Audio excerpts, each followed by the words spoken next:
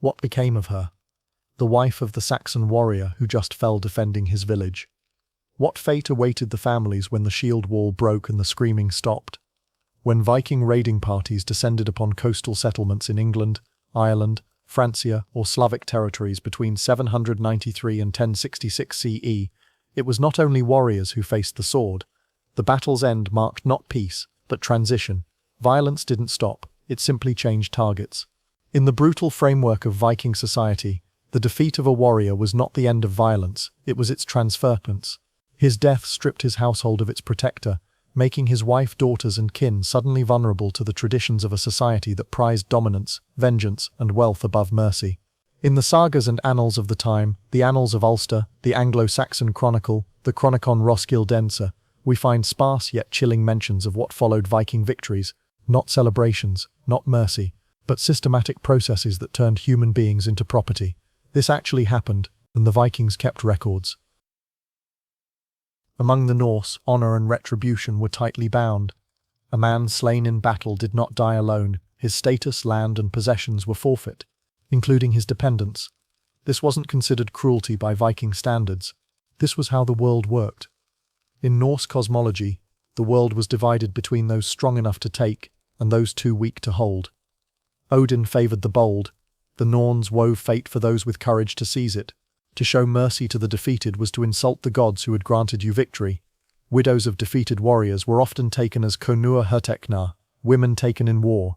The term appears in multiple sagas, always matter-of-factly, as if describing livestock or timber, because in the Viking legal framework that's essentially what they had become, movable property with economic and strategic value. Some were transported across the seas to Norse settlements like Hedeby, Birka, or Dublin. There, their fates diverged along three primary paths, each one representing a different strategic use for human resources the Vikings had acquired through conquest. To the Vikings this was not cruelty, it was justice through strength, order maintained by power. The defeated had no legacy to leave, only survivors to subjugate. And in the cold logic of that age, built on ice and iron, the family of a fallen warrior was simply part of the price of war. But before we examine each pathway, you need to hit that subscribe button, because what we're about to explore doesn't appear in your history textbooks. The algorithm rewards early engagement, so smash that like button, and let's show YouTube that real history, uncomfortable history matters. What happens when conquest becomes kinship? In Viking society, some women from defeated tribes were not merely enslaved, they were married. But this was no act of reconciliation. It was strategy. It was subjugation in ceremonial form. The Old Norse term brudhaup literally means bride running, the ceremony where a woman was taken as wife. But when applied to conquered noblewomen, it meant something far darker than romantic elopement. It meant legitimized capture. This was not love, nor even mere lust, it was cold calculation. By taking a noblewoman from a rival tribe or kingdom as a wife, a Viking leader could lay claim to her land, her people, and her bloodline. Her consent was not requested, it was irrelevant. Following raids or local conquests, high-status Viking warriors, jarlar or even kings, would forcibly marry the daughters or widows of their enemies. The practice was especially widespread in areas where the Norse sought permanent settlement, like parts of Ireland, northern England, and eventually Normandy. After defeating local rulers, Viking chieftains would install themselves as lords over the land, using strategic marriages to legitimize their authority. A widow of a fallen chieftain was seen not as a grieving partner, but as a gateway to his former domain. In Anglo-Saxon and Celtic societies, land ownership often passed through family lines, with widows sometimes holding legal claims.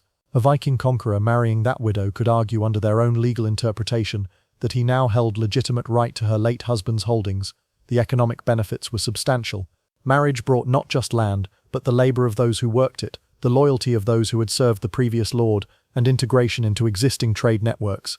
It was empire building through matrimony. In the Laxdæla saga we find the tale of Ketil Flatnose, a powerful Norse chieftain who led his family from Norway to settle in the British Isles around 890 CE. There, intermarriage, often through coercion, was his primary method of consolidating power. While the saga, written in the 13th century, sometimes veils such unions in romantic language, describing brave warriors winning fair maidens, the underlying dynamics were brutal. The women had no choice. They were property in a political game played by men with swords. In the Danelaw, the region of England under Viking control from 865 to 954 CE, these forced marriages became so common they were practically administrative policy. Danish jarls would systematically marry into Anglo-Saxon nobility, creating hybrid dynasties that ruled for generations. King Guthrum, the Danish king who fought Alfred the Great, formalized this approach in the Treaty of Wedmore in 878 CE. Part of the peace agreement involved Guthrum marrying into Anglo-Saxon nobility, and his warriors doing the same, creating a new ruling class of Dano-Saxon hybrids. The same pattern played out in Normandy, when Viking leader Rollo was granted lands by the Frankish king Charles the Simple in 911 CE. Part of the agreement required Rollo to marry Charles's daughter Gisela. This wasn't diplomacy between equals, it was the formalization of conquest through matrimonial chains. For the women themselves, these were not unions of reconciliation. They were symbolic acts of domination, living reminders that resistance had failed, and that the conqueror now ruled not only the land, but the very bloodline of the defeated. Imagine sitting at the high table during a feast, forced to smile beside the man who killed your husband, who burned your home, who murdered your kinsman. This was the daily reality for countless women in Viking-controlled territories. Children born of these unions inherited mixed identities, Norse in blood, local in land and memory. Some rose to power in this hybrid world. Others were torn between two cultures, fully accepted by neither. The sagas are filled with such figures, their internal conflicts driving epic narratives of divided loyalty. Rare examples of resistance do exist in the historical record. Some women chose death over subjugation. Others fled to monasteries, taking holy vows to escape forced marriage, though even this sanctuary was sometimes violated. The annals of Ulster record instances of Vikings raiding monasteries specifically to retrieve women who had sought refuge there.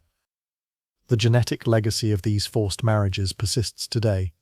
Modern DNA studies show that regions of heaviest Viking settlement, eastern England, parts of Ireland, Normandy, have significantly higher percentages of Scandinavian genetic markers, particularly in the male line.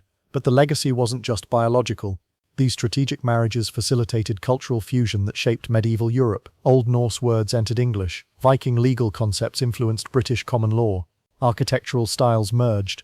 What began as brutal conquest evolved into lasting cultural transformation, yet these marriages represented only one path. For women deemed less strategically valuable, those without lands to claim or bloodlines to legitimize, a different fate awaited, one far more brutal and far more common. To be captured by Vikings was to enter a world where one's life no longer belonged to oneself. For countless women from conquered tribes, the fate was neither marriage nor death, it was slavery. Known in Old Norse as thrall, pronounced threll, the thrall was the lowest possible status in Viking society, a human being stripped of name, kin and rights. To become thrall was to cease being a person in any legal sense. You were property, as much as a cow or a sword. Viking society was strictly hierarchical. At the top were the jarls, nobles who owned land and commanded warriors. In the middle were the carls, free farmers and craftsmen. At the bottom, beneath all social protection, were the thralls. Archaeological evidence suggests thralls comprised 10 to 30% of the Norse population. This wasn't theoretical oppression. Archaeologists have uncovered slave shackles at sites like Birka in Sweden and Dublin in Ireland. Iron collars, leg restraints, evidence of systematic captivity infrastructure designed to prevent escape and maintain control over large enslaved populations. Viking raids were not merely about territorial expansion. They were economic enterprises. Women and children captured in raids on Anglo-Saxon, Celtic, Slavic, and even Scandinavian rivals were often taken alive specifically for the slave trade. The Annals of Ulster document multiple raids in which a great number of women and youths were seized and carried off to Norse ships. The 821 CE entry records that Vikings carried off a great number of women into captivity from Hautha. The 836 CE entry describes similar mass captures at Clonmore. These captives were transported in the holds of longships, sometimes for voyages lasting weeks. Archaeological analysis of ship remains suggests dedicated spaces for human cargo, areas with higher concentrations of human biological remains, and evidence of restraints. These captives were brought to thriving markets in trading centres like Hedeby in Denmark, Kaupang in Norway, and Dublin in Ireland. Dublin in particular became notorious as a Viking slave hub by the 10th century. From Dublin, Christian captives were sold to Muslim merchants from Al-Andalus and the Abbasid Caliphate. A young, healthy woman captured in an Irish monastery raid might end up in a harem in Cordoba or Baghdad. The Vikings, pragmatic and ruthless, recognized that enslaved women, especially young, able-bodied ones, were among the most valuable forms of portable wealth. How valuable? The Gregas, Iceland's medieval legal code, provides some context. A healthy female thrall was worth approximately 8 to 12 ounces of silver, roughly equivalent to 4 cows or a small farm. The price could be higher for women with specific skills, weaving, healing, or literacy. The life of Saint Findan provides a documented example of the Viking slave system. Captured during an 845 CE raid in Ireland, Findan was sold into slavery and transported to the Orkney Islands. His hagiography, written by a German monk after Findan's eventual escape and journey to continental Europe, describes the slave markets in detail. The Laxdala saga tells the story of Melkorka, an Irish princess captured by Vikings and sold as a thrall in Norway. She maintained complete silence for years, hiding her noble birth and native language. Only when her son was old enough did she reveal her true identity, hoping he might one day reclaim her heritage.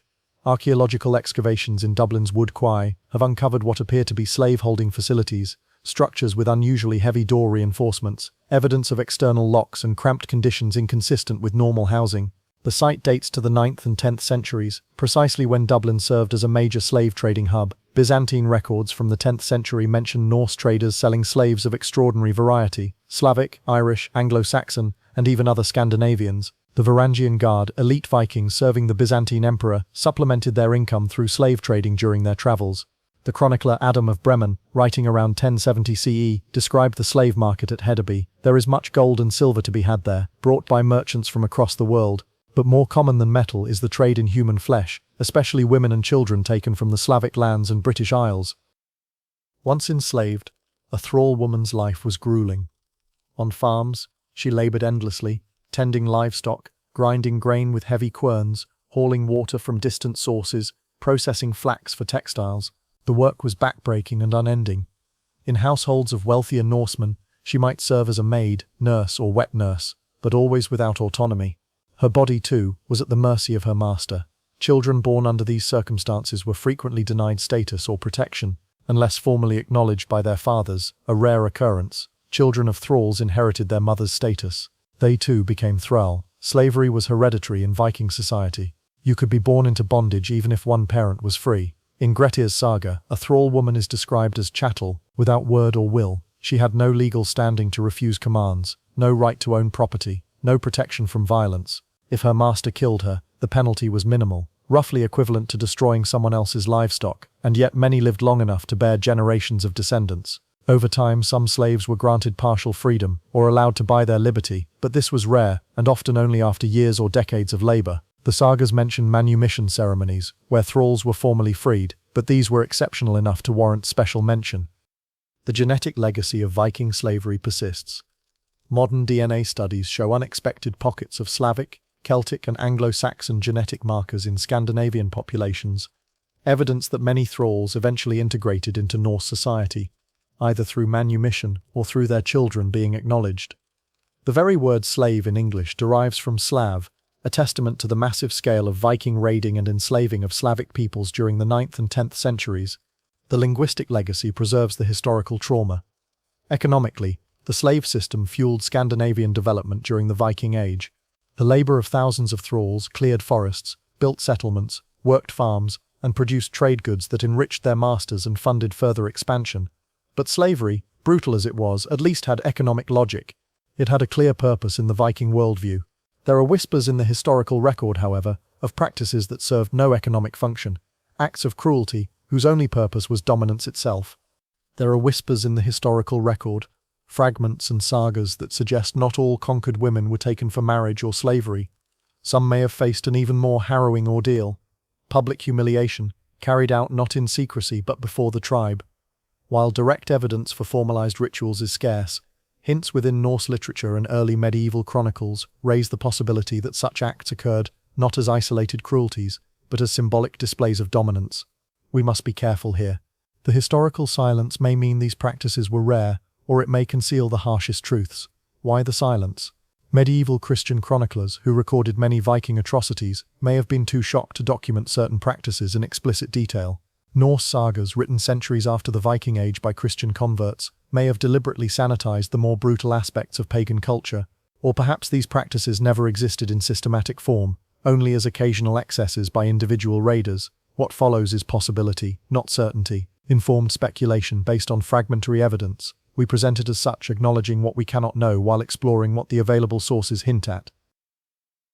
In Viking culture, honor was everything. A man's worth was measured not just by his deeds but by his reputation, his oath or word. To disgrace an enemy's wife or daughter in public was to erase his legacy, to tarnish his bloodline, and to signal the totality of his defeat. The sagas describe the practice of need, ritual cursing designed to destroy an enemy's honor and masculinity. The Egil's saga tells of Egil Skallagrimsson erecting a need stone, a curse pole topped with a horse's head, to bring shame upon his enemies. If Vikings ritualized honor destruction through magic and symbolism, might they not also have done so through treatment of captives? Many warrior cultures throughout history have used shame as a weapon of conquest. Roman triumph parades displayed captured enemy leaders in chains. Medieval armies would parade defeated nobles through streets. The question isn't whether Vikings would have understood the power of public humiliation, it's whether they systematized it. Several sagas contain brief, cryptic references that scholars have long debated. In Jarl's saga, after a raid, there's a reference to women being subjected to the will of the victors in manner not fit to record. What does this mean? Sexual violence, certainly, but was it organized or opportunistic? Public or private?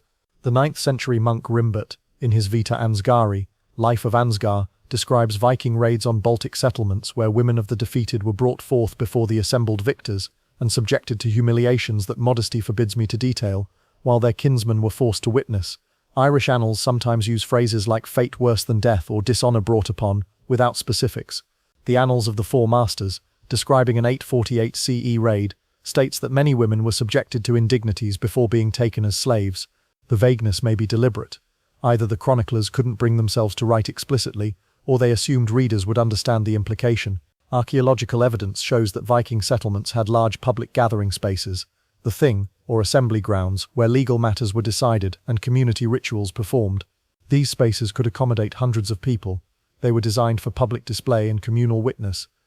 While no formal Viking law codifies public humiliation for captive women, some scholars believe that rituals of shaming could have included stripping captives of their garments, particularly their fine clothing that marked noble status.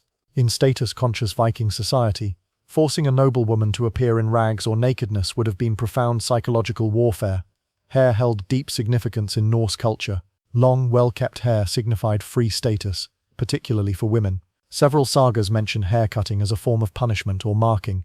Forcing a captive to have her hair shorn, especially in public, would have marked her as fallen, shamed, stripped of the outward signs of her former dignity. Some scholars have theorized that Vikings may have forced high-status captives to serve in mock ceremonies that parodied their former positions, a captured queen made to serve ale like a thrall at a feast, a noblewoman forced to perform menial tasks before an assembled crowd. Such gestures, if they occurred, would have been designed not only to degrade the individual but to demonstrate the complete reversal of social order. Perhaps most brutal was the enforced witnessing. Multiple sources suggest that Vikings sometimes compelled surviving family members, sons, fathers, brothers, to watch the humiliation of their female relatives. This served a dual purpose, breaking the will of male survivors while demonstrating the totality of Viking victory. It's crucial to understand that serious scholarly debate exists around these practices. Some historians argue the fragmentary evidence points to systematic rituals. Others contend that what we're seeing is isolated incidents, not cultural institutions. Still others suggest Christian chroniclers may have exaggerated Viking cruelty for propaganda purposes. The truth is, we don't know with certainty. The historical silence may conceal the harshest truths, or it may indicate these practices were exceptional rather than routine. What we can say is that the capacity for such cruelty existed, the cultural framework that would rationalize it existed, and fragmentary evidence suggests it may have occurred. For the women who may have endured such fates, their stories remain only in shadows, possible, probable, but forever uncertain. The silence of history does not mean the absence of suffering, it means only that some pain leaves no record we can read. These three pathways, forced marriage, enslavement, and possible public humiliation, were not merely aftermath of war. They were war continued by other means. Through these practices, power was asserted not just over the body, but over memory, lineage, and identity itself. Over time, the violence of conquest gave way to something more complex, integration. In areas of permanent Viking settlement, the children and grandchildren of forced marriages and enslaved thralls became part of a new cultural synthesis. The conquerors and conquered gradually merged into hybrid societies. Archaeological evidence shows this clearly. Burial sites from the 10th century in York, Dublin, and other Viking-controlled cities show mixed cultural practices. Norse weapons buried alongside Christian symbols, Irish brooches in Scandinavian styles, hybrid architectural techniques. Modern genetic studies reveal the biological legacy.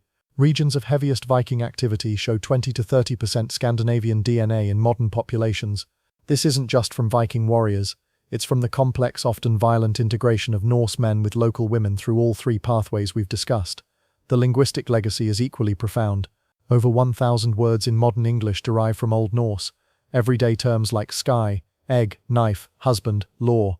Many entered through the intimate contexts of forced cohabitation, household terms, kinship words. The Viking treatment of defeated populations wasn't unique in human history. It was typical of pre-modern warfare.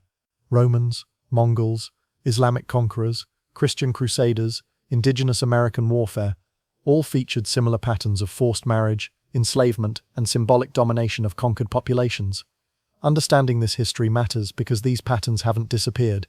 Modern conflicts continue to feature systematic violence against civilian women as a weapon of conquest and ethnic dominance. From Bosnia to Rwanda to Syria, the underlying logic remains disturbingly familiar. The international legal frameworks developed to address these crimes, Geneva Conventions, Rome Statute defining crimes against humanity, represent humanity's attempt to break cycles that persisted for millennia. The Vikings had no such frameworks. They operated in a world where such violence was considered normal, even honorable. We remember the countless women, Saxon, Celtic, Slavic, and yes, even Scandinavian, who experienced these systematic practices, not as footnotes to Viking expansion, but as human beings who endured violence designed to erase their identities and absorb their lives into a conquering culture. Where we have names, Melkorka from the Laxdala saga, the unnamed women in the annals of Ulster, the thralls mentioned briefly in runic inscriptions, we honor their specific humanity. Where we have only numbers or silence, we acknowledge that absence doesn't mean their suffering mattered less. Archaeological remains sometimes preserve individual stories. A woman's brooch found in a grave far from where it was made, testimony to forced migration. Skeletal evidence of hard labor in remains buried in slave quarters. DNA showing maternal lineages that don't match paternal ones. Genetic evidence of forced integration. Their legacy lives in the millions of people today who carry mixed heritage from this violent era, descendants of both Vikings and those they conquered, bearing DNA that tells stories of survival, resistance, adaptation, and ultimately integration.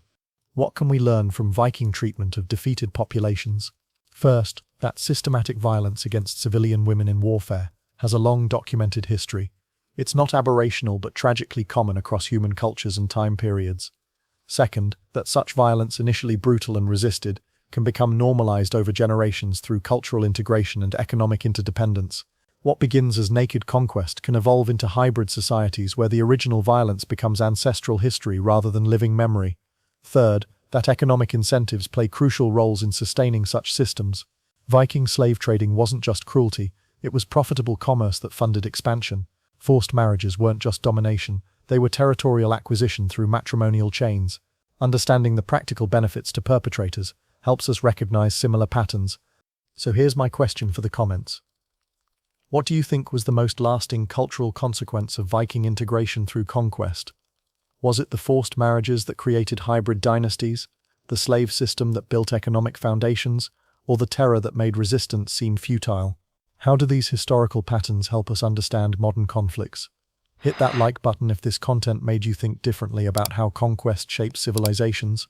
Subscribe for more examinations of historical systems that shaped our world, the uncomfortable truths that history textbooks often gloss over or ignore entirely. The Viking conquest of defeated warriors' families was not merely an aftermath of war. It was war continued by other means. Through forced marriage, enslavement, and possibly even ritual humiliation, power was asserted not just over the body but over memory, lineage, and identity itself. These were acts not only of domination, but of erasure. History does not forget, it waits in the silence between what is recorded and what is endured. The women who lived through Viking conquest left few written accounts. The sagas that remember them were written by their descendants, sometimes centuries later, often by the children of mixed marriages that began in violence. But their silence doesn't mean absence. It means that some forms of suffering speak through genetics, through language, through archaeological remains, through the demographic and cultural transformations that persist across centuries. The victims of Viking conquest literally shaped the populations and cultures of medieval and modern Europe. Understanding this history isn't about condemning the Vikings as uniquely brutal, they weren't. It's about recognizing patterns of conquest and forced integration that have repeated throughout human history, and understanding how initially violent domination can transform into cultural synthesis over generations. Ring that notification bell, because next week we're examining what Mongol conquerors did to the families of defeated enemies and how their systematic approach to conquest and integration created the largest contiguous empire in human history. Because understanding how civilization's perfect domination isn't just about honoring the past, It's about recognizing the patterns that persist into our present. This has been the Hollow Throne, where we examine the systems of power that shaped history, the uncomfortable truths that explain how violence becomes culture, how conquest becomes heritage, and how the defeated and conquerors eventually merge into new peoples who carry both legacies forward. Until next time, keep questioning how warfare shapes civilization, and keep watching for the patterns that connect ancient violence to modern conflicts. The past is never truly past. It lives in our DNA, our languages, our borders, and our cultural memories. Understanding it is the first step toward transcending it.